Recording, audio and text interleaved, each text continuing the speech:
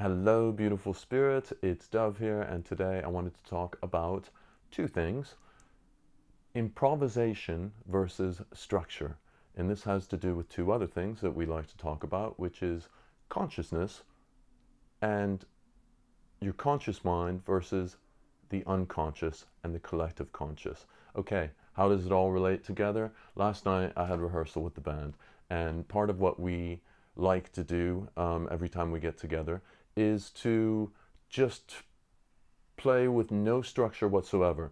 No key, no particular beats, no chord sequence or structure. We just we take the idea that the music already exists out there in some form and is floating in the collective unconscious, and that it comes through us, and we just sort of channel it through and see what happens. So improvisation, of course, is going with the flow, with the unknown, and um, and creating spontaneously.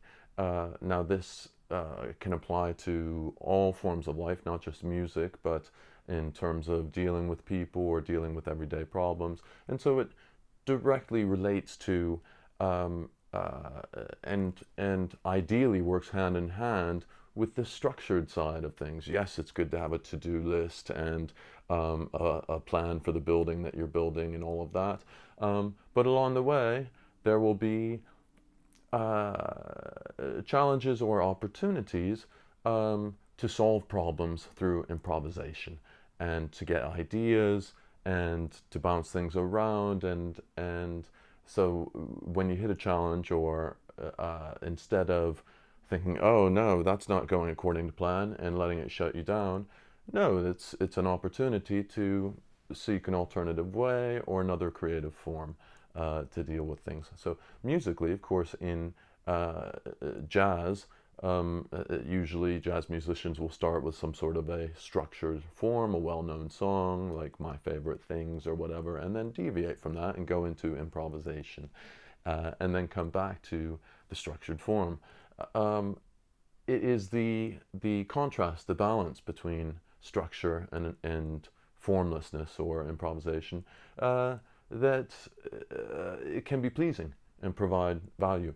Um, so, I like to think of in music, proper structure, that is, structured verses and lyrics and choruses, as conscious things of the conscious mind, and improvisation and jams as the subconscious, and and when you're playing with other people, it's the collective consciousness that is